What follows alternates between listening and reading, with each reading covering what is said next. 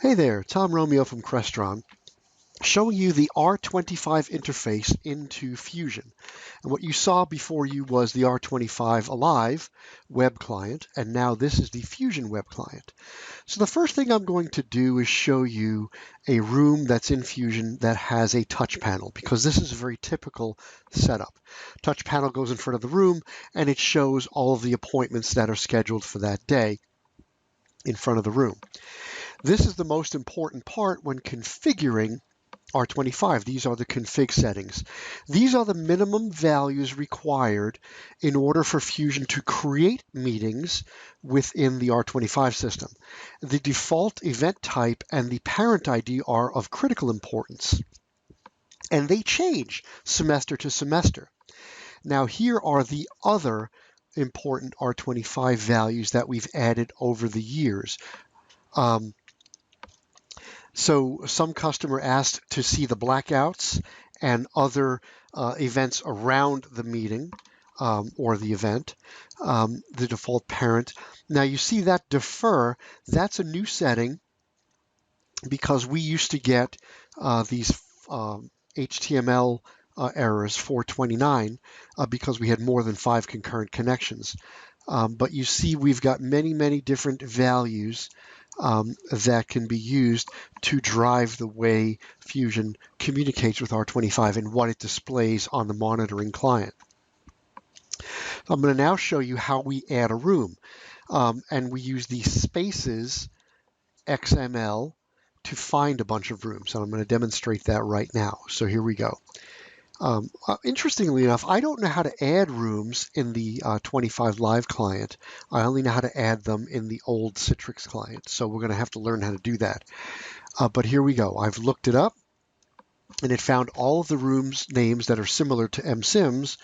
And now I'm going to add that room number 10. I'm going to paste it into the description. But you notice it already looked up the location, the Kinetic Hall. And if we go to the scheduling details, there's the full URL with the space ID, because no one can remember all the space IDs. These values are used for a decline for no-show and for auto check-in. And we're not going to demonstrate that in this video. Just be aware that decline for no-show means if you have a meeting in a room and nobody shows up because the motion sensors didn't detect people in the room, Fusion will automatically shorten that meeting. Okay, so now I'm in the new room that I created. Well, created in Fusion. I looked it up from R25, and I'm going to make a meeting now in Fusion, which is then going to be created in the 25 Live system, and I'll show you what that looks like. Okay.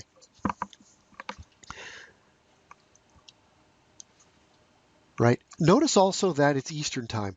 When we first started playing with R25, there was no concept of time zones in the R25 system. I don't know if they do that now. But there's the meeting in Fusion. And if I go look up that description in R25, there's the meeting.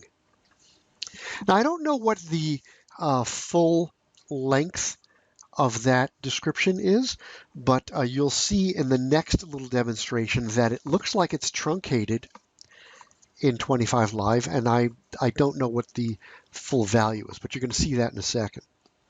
So I'm going to create a recurring meeting this time. And that recurring meeting is going to be just 10 days, and you'll see how we set it up.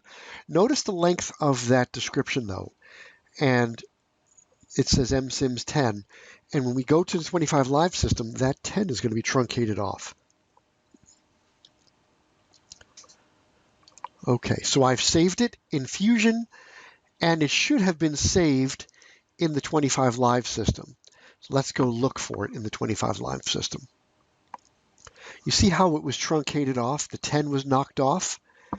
So what happened is we pushed it to R25, and then we look up what R25 has and update our database in Fusion. And there it is in R25 minus the 10. So I don't know what the exact length of that subject is in R25, but you see that the recurring meeting is in R25, and that's all that I really care about. This is kind of the way we use it. I just wanted to give you a quick 5-minute demonstration of how we use the R25 system with Fusion. Over and out.